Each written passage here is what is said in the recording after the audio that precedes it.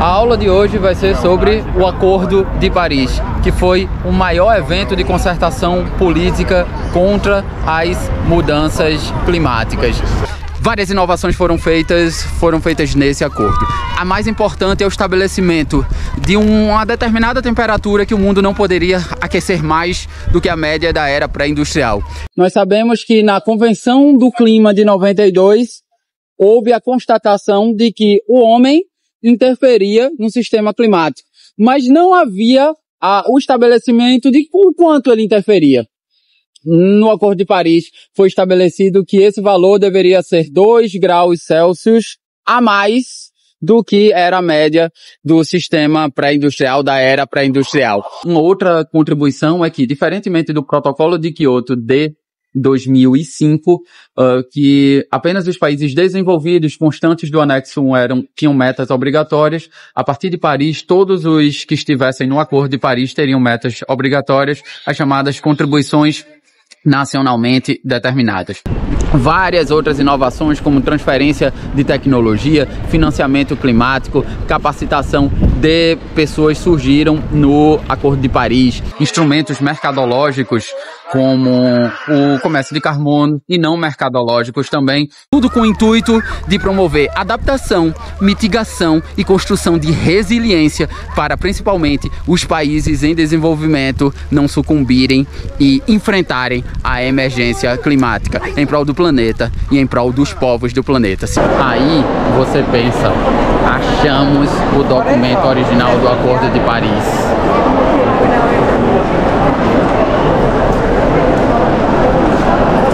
Não, é só a Mona Lisa mesmo. Vamos pra aula que a Mona Lisa não vai ganhar o meio ambiente não. Liga aí, 3.000 metros de altura, está começando a maior aula deste canal, ou pelo menos a aula com altitude mais alta. Vamos embora! Ficou consignado no Acordo de Paris, teria tido início 4 anos antes, na COP17, aqui na África do Sul. Iniciou-se um mandato para iniciar um processo que desembocaria num acordo ou um tratado universal sobre o clima. Pela primeira vez, formalizava-se a necessidade de um acordo de clima universal, com metas obrigatórias de cortes de emissões para todos os países do mundo, desenvolvidos e em desenvolvimento. Esse início de estudos, de acordos de negociação, seriam formalizados em 2015 em Paris.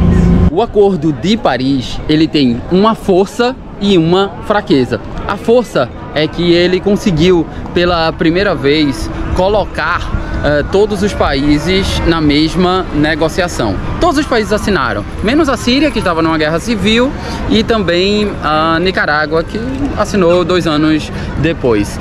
E a fraqueza de Paris é que naquela época, em 2015, existia uma conjuntura, digamos assim, astral enorme, onde o multilateralismo estava em voga.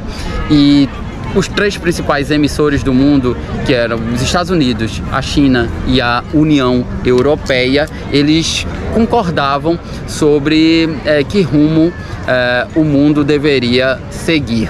E eles sabiam que para fazer um acordo desse tipo, um acordo global, seria necessário ter bastante ambição e bastante concordância. Como veremos, o mundo de 2015, com o multilateralismo em voga, não é mais o mundo de 2025.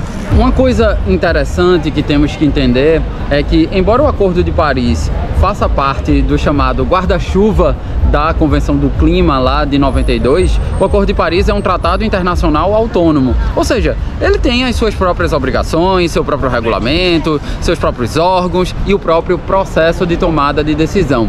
Isso significa que o Acordo de Paris tem a sua própria agenda e a sua própria COP, que é chamada de CMA.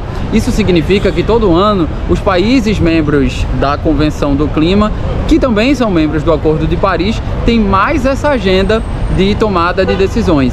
Então, todas as vezes que vocês me virem falando, olhe, nessa comparação entre Acordo do Clima e o Acordo de Paris, é porque são tratados autônomos, só que ambos tratam de direito internacional ambiental, por isso que há essa correlação, mas são tratados diferentes.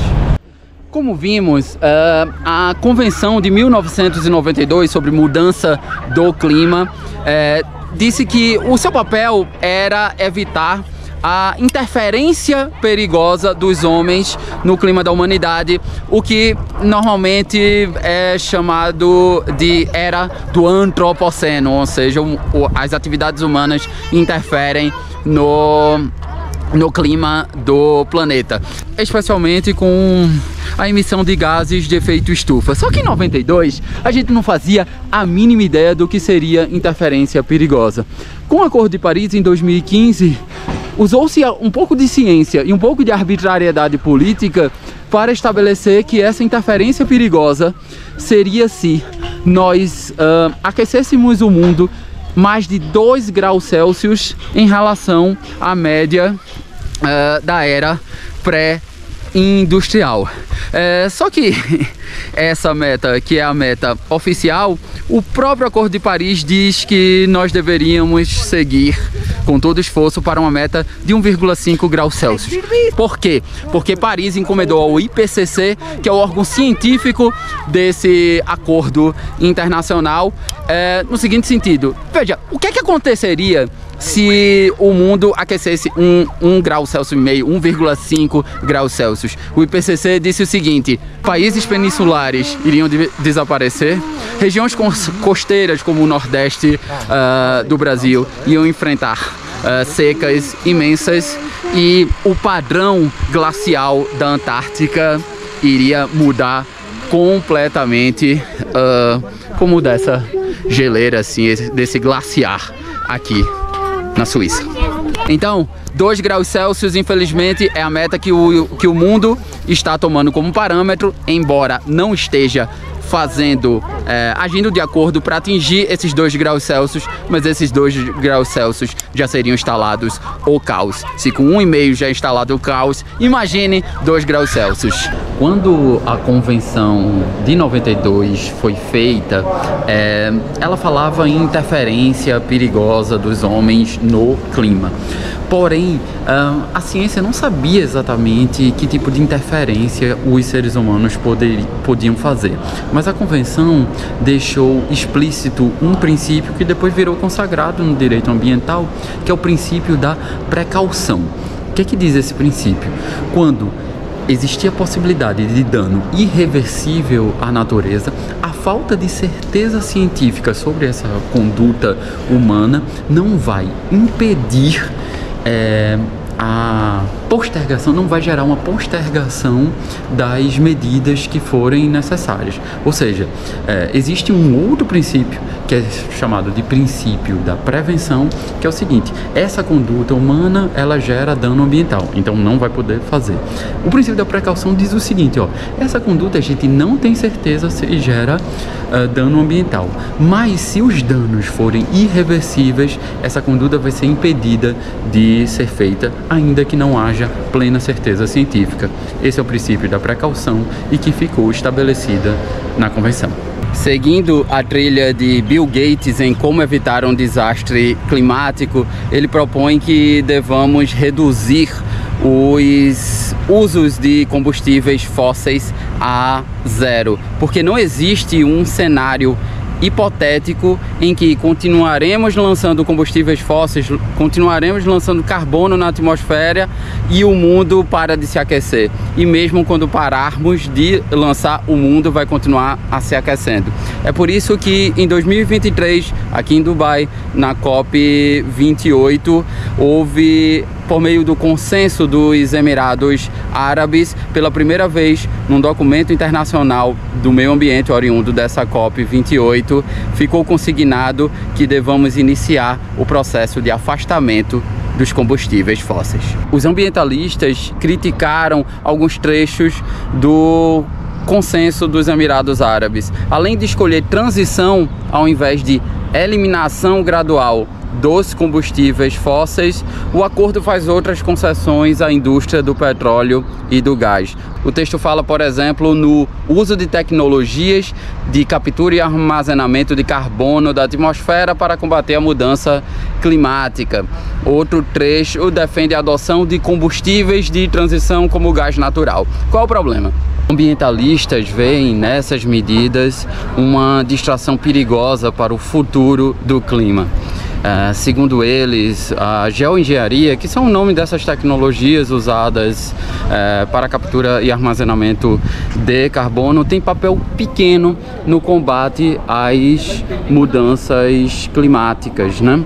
E seu uso pode atrasar a transição para as fontes de energia renovável. Por outro lado, o gás fóssil é um combustível cuja queima emite metano, que é um gás com grande potencial de aquecimento e não deveria ser considerado de transição.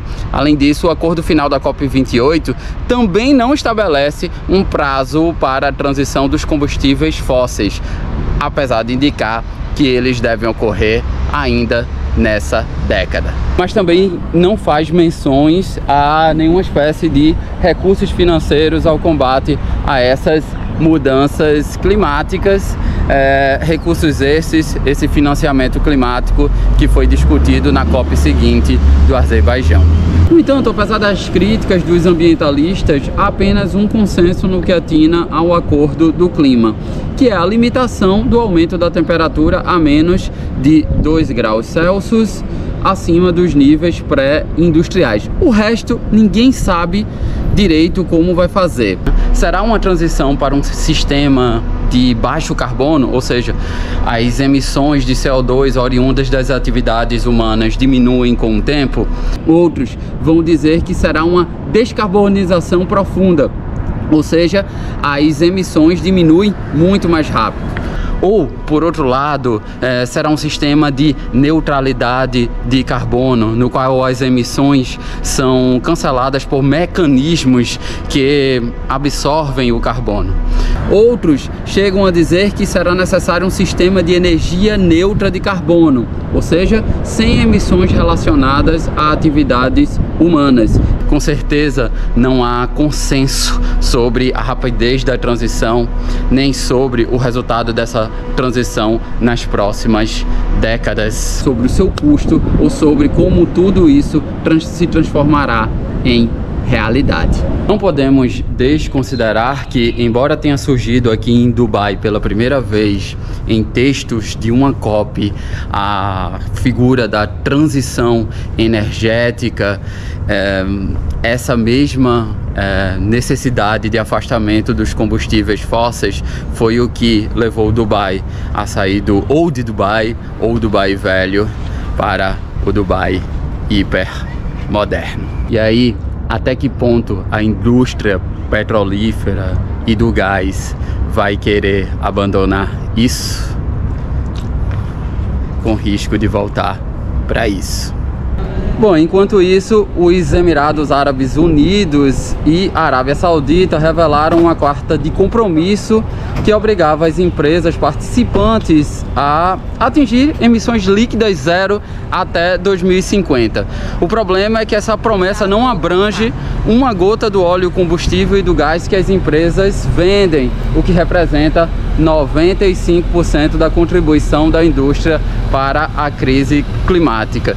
Assim, o mundo não atingirá suas metas climáticas a menos que os governos exijam que a indústria do petróleo e do gás aborde tanto sua produção quanto o uso dos combustíveis que fabricam. Uma grande inovação do Acordo de Paris são as contribuições nacionalmente determinadas. E a gente só consegue definir isso de forma comparativa ao que estabelecia-se no Protocolo de Kyoto. As contribuições nacionalmente determinadas, no entanto, não surgiram em Paris em 2015. Na verdade, elas surgiram mais uma vez 4 anos antes, na COP17, aqui na África do Sul. A ideia era que, diferentemente da Convenção de 92, que é a Declaração do Rio, e também do Protocolo de Kyoto de 2005, que determinava que apenas os países constantes do anexo 1, ou seja, os países desenvolvidos, tinham a obrigação de traçar metas para proteger o planeta, com metas de adaptação e de mitigação das mudanças climáticas. Agora a ideia era de que todos eram responsáveis pela defesa do planeta. Então, essas pequenas metas determinadas nacionalmente agora eram uma obrigação de todos os países apresentarem. A partir do Acordo de Paris, todos deveriam estar juntos para defender um planeta, e não tem planeta anexo, não tem planeta B. A segunda diferença é que essas metas obrigatórias, diferentemente de Kyoto, que o próprio protocolo dizia quais seriam essas metas de redução de emissões, ou seja, era uma imposição de cima para baixo.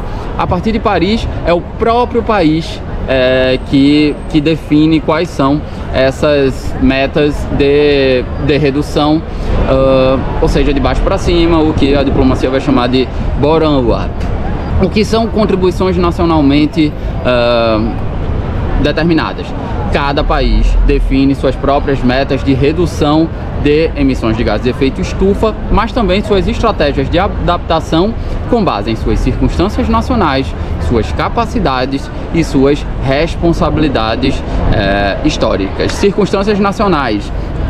Como é que o país está vivendo, como é que está a sua economia, que condições eles têm de reduzir capacidades. Mesma coisa, né? Países em desenvolvimento que são pobres têm menos capacidade de adaptação do que países em desenvolvimento que têm renda média ou alta. E também suas responsabilidades históricas. Qual foi a contribuição desse país para o atual aquecimento global? Isso são as contribuições nacionalmente determinadas. Um artigo que eu li, ele faz uma perspectiva interessante. Ele diz assim: é como se existisse uma conta de bar, que é a soma das emissões de todos os países, e cada um racha essa conta de bar de acordo com o que acha que consumiu, ou seja, o que acha que emitiu e o que ainda tem no saldo na conta bancária. E o artigo faz uma crítica no sentido de que, assim como na conta do bar, isso normalmente não dá certo, alguém sai injustiçado. Juridicamente, isso a gente vai chamar de pledge and review, né? Primeiro você promete, depois você vai analisar se a conta fecha, ou seja, mediante revisões periódicas. Como assim mediante revisões periódicas? Também em Paris se estabeleceu um mecanismo de ajuste progressivo da ambição, em que a cada 5 anos essas metas nacionalmente determinadas, essas contribuições têm que ser revisadas. Como vimos, o Acordo de Paris prevê uma revisão das contribuições nacionalmente determinadas a cada 5 anos. Mas ele prevê mais do que isso. Ele prevê também que a cada revisão e a cada novo anúncio de contribuição, essas metas sejam mais ambiciosas. Por quê?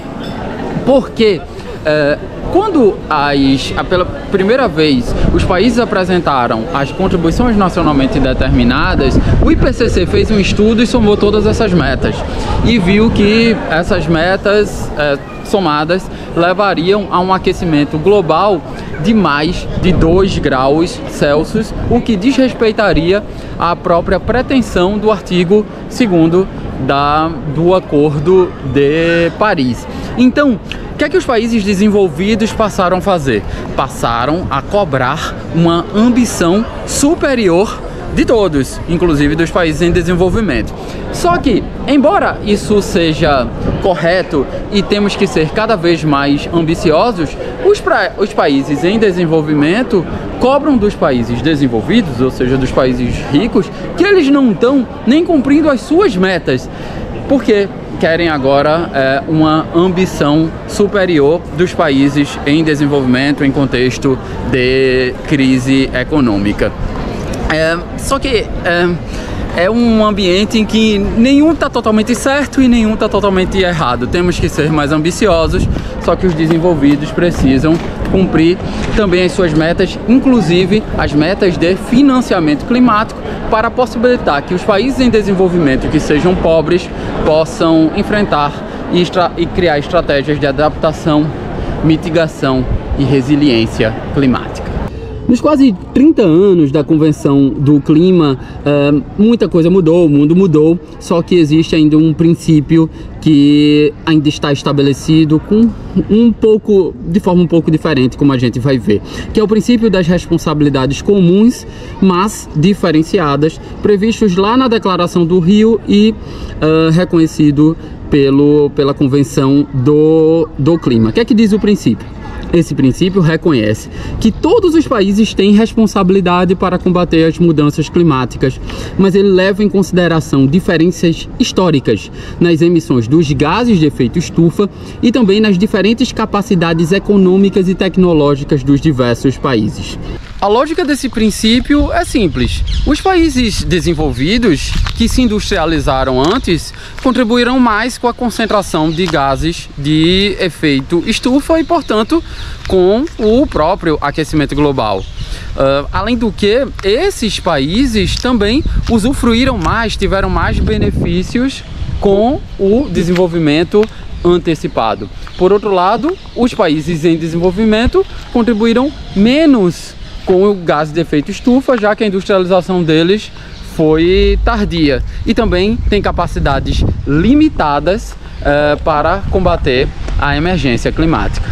Então, o princípio das responsabilidades comuns mais diferenciadas, eles levam em consideração aspectos de responsabilidade histórica, quem contribuiu mais para o aquecimento global deve pagar mais, e também de equidade, reconhecendo que os países em desenvolvimento ainda tem outros desafios prioritários, como a erradicação da pobreza, quase que não sai.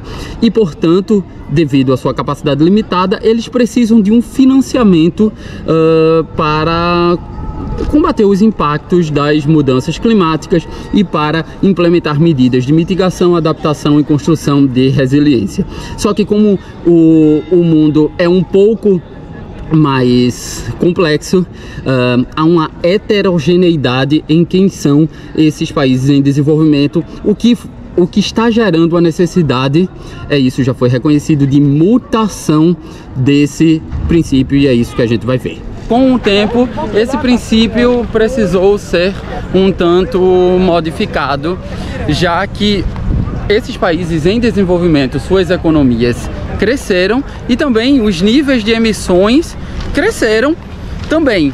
Não dava mais, por pressão dos países ricos, tratar da mesma forma Brasil, China e Índia, que são países em desenvolvimento de renda média e alta, em relação a colocar no mesmo bolo com países como Burkina Faso, Haiti e outros países em desenvolvimento pobres. Isso fez com que esse princípio fosse modificado. Passou-se a ser o princípio das responsabilidades comuns, mas diferenciadas e de acordo com as respectivas capacidades. Agora, o que é que isso significa do ponto de vista prático? Significa que, para se desincumbir das obrigações do Acordo de Paris, não se presume ex ante, ou seja, não se presume que os países em desenvolvimento têm que ter tratamento diferenciado mais benéfico. Eles têm que requerer expressamente, eles têm que justificar os motivos de receber esses benefícios, principalmente o financiamento climático. E isso está gerando uma série de descumprimento de metas pelos países em desenvolvimento. Virou, na verdade, uma grande desculpa para os países em desenvolvimento. Por outro lado, o Acordo de Paris manteve ainda que os países desenvolvidos deveriam continuar liderando a resposta global pela ação climática e possuíam obrigações adicionais diferenciadas, em especial a obrigação de financiar os países em desenvolvimento. o financiamento climático é um tema exclusivo, de obrigação exclusiva dos países desenvolvidos.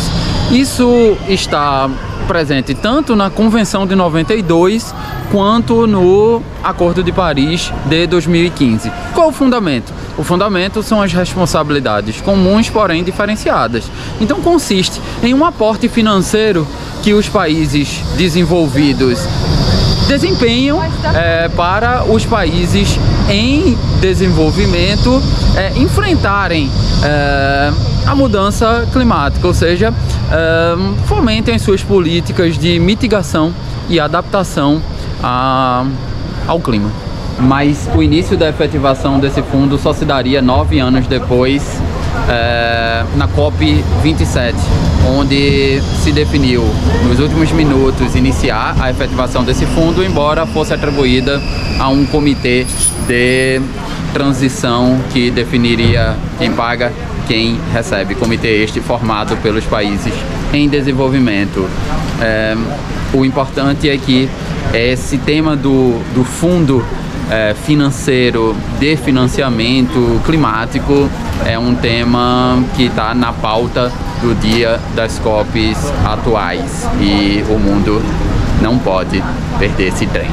No entanto, nesse tema do financiamento climático, os países ricos, eles vêm tentando emplacar dois entendimentos que estão sendo combatidos pelos países em desenvolvimento. O primeiro deles é que esta obrigação de financiamento climático não seria só dos países ricos, mas também dos países em desenvolvimento que têm renda média e alta, como China, Índia e Brasil. De modo que esses países não receberiam recursos, mas também teriam uma fatia de recursos que eles teriam obrigações de dar para os países realmente, digamos assim, em desenvolvimento, que são pobres. Um outro entendimento que esses países desenvolvidos estão tentando aplicar também é que a obrigação deles estariam satisfeitas com doações de empresas, grandes empresas privadas. Ou seja, o financiamento internacional não consistiria apenas de doações públicas e empréstimos de bancos comerciais internacionais, mas poderia se dar a partir da iniciativa privada também. Como eu disse, esses dois pontos sobre o financiamento climático são muito combatidos pelos países em desenvolvimento. Esse foi um tema central da COP29 no Azerbaijão e vai continuar na COP30 e COP seguintes até ser resolvido o problema do estabelecimento de metodologias contábeis internacionais comuns. O estado da arte desse tema hoje é que não sabemos nem o que é um financiamento climático. O artigo 6º do Acordo de Paris traz instrumentos para os países cooperarem entre si a fim de que atinjam as suas contribuições nacionalmente determinadas. O Acordo de Paris traz 3 instrumentos. O primeiro deles é um de mercado, chamado de resultados de mitigação. É possível que os países comercializem uns com os outros os seus resultados de mitigação. Então, se um país consegue mitigar a emergência climática mais do que os outros, ele pode vender essa mitigação para que um outro país consiga atingir a sua NDC. Isso é chamado internacionalmente de resultados de mitigação internacionalmente transferidos. ITMO. O segundo instrumento de mercado do Acordo de Paris é o instrumento da certificação de projetos de mitigação, que podem ser constituídos por atores públicos ou privados. Esses projetos de mitigação e essa certificação geram receitas que podem ser utilizadas para cobertura de despesas administrativas e também transferidas para países para que eles se adaptem à mudança do clima, países vulneráveis em desenvolvimento. Na prática, são instrumentos para transferência ou comercialização da não emissão de gases de efeito estufa. Quem economiza mais, vende para quem não economiza tanto. O terceiro instrumento do artigo 6º é o primeiro que não é relacionado ao mercado. E também são instrumentos holísticos, integrados, equilibrados, para fins de promover a mitigação e adaptação dos países em desenvolvimento. Dois exemplos são bastante notórios. O primeiro é a transferência de tecnologias, como por exemplo sumidouros e filtros de chaminés. E o outro é a capacitação de pessoas no combate à emergência climática. A Convenção do Clima de 1992 sempre focou nos sistemas de mitigação.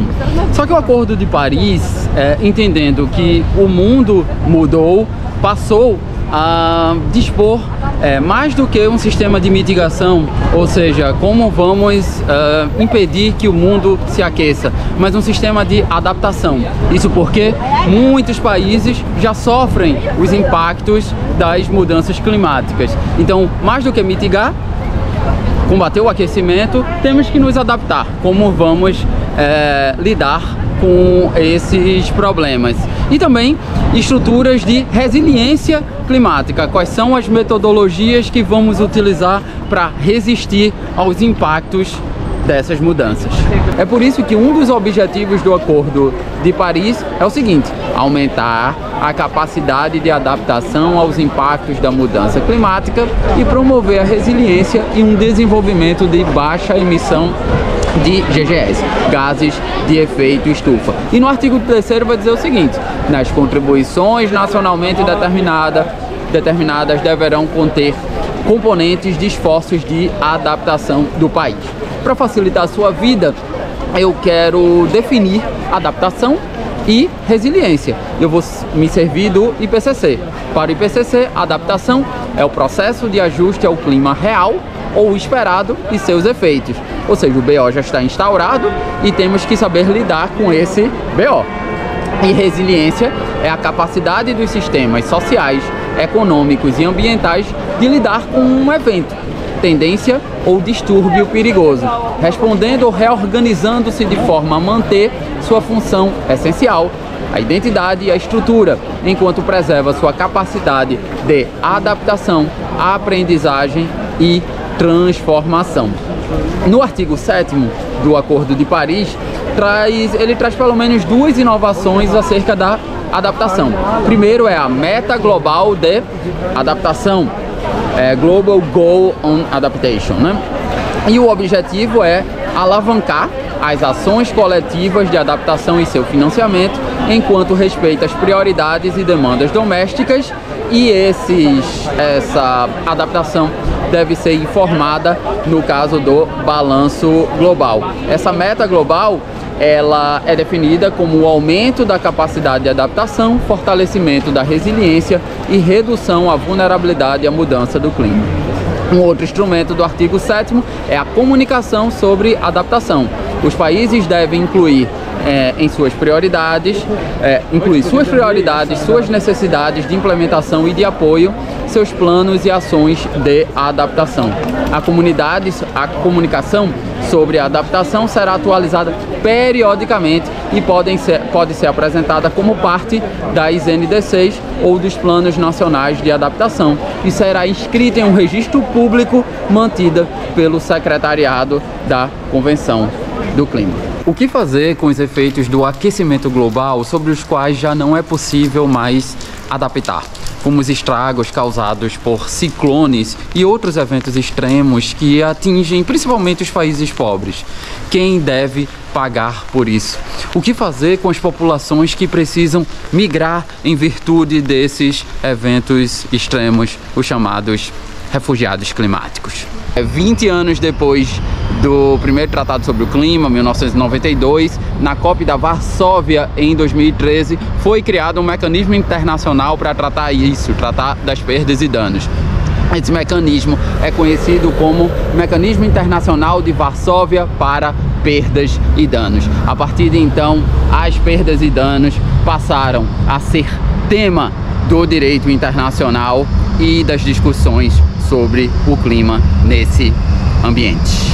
o mecanismo foi incorporado pelo Acordo de Paris no artigo 8.2 e seguintes, e tem como função apoiar o suporte técnico, financeiro e a capacitação das regiões mais vulneráveis por meio de cooperação e facilitação. O seu plano inclui ampliar o conhecimento sobre como as perdas e danos ameaçam os países mais vulneráveis, sobre as perdas não econômicas relacionadas ao clima e também sobre os eventos de evolução lenta e os padrões de migração forçada, assim como o estímulo à gestão de risco e ao planejamento da construção da resiliência. Por muitos anos, no entanto, essa discussão sobre o estabelecimento de um sistema de perdas e danos foi travado pelos países ricos, e é interessante a gente entender as suas motivações. Os países ricos, eles não queriam gerar um mau precedente que significasse assinar um cheque em branco para que eles arcassem com todas as perdas e danos decorrentes das mudanças climáticas. Eles também não queriam produzir provas contra si mesmo e assim abrir margens para que se configurasse explicitamente sua responsabilidade. Vale dizer que a atuação dele, inclusive o nível de emissões dele, é que eles estavam gerando o aquecimento global, e com isso estavam gerando impacto nos países pobres, e assim eles poderiam ser responsabilizados internacionalmente nas cortes internacionais.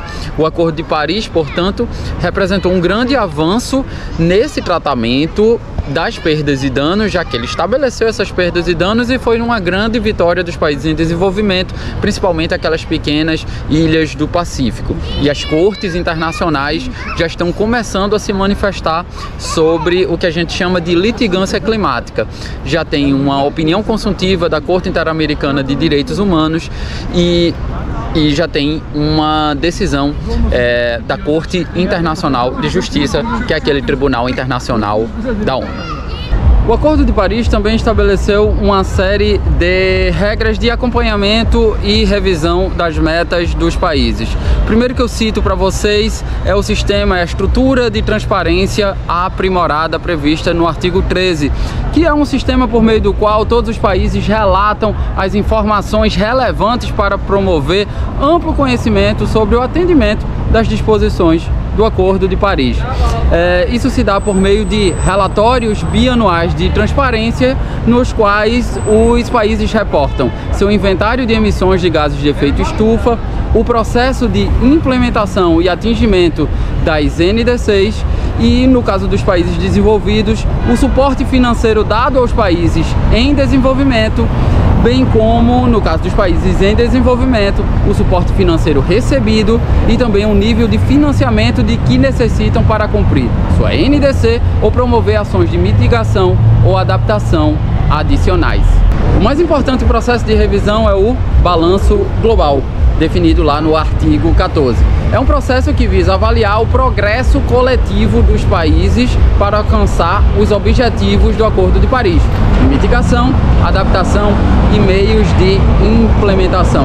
O GST, como é conhecido na sigla em inglês, é um processo bastante importante, inovador, e envolve 3 fases. Uma primeira fase é a fase de coleta de informações, uma segunda fase é uma fase de avaliação técnica dessas informações, inclusive com laudos técnicos de especialistas, e a terceira fase é uma fase de consideração dos resultados.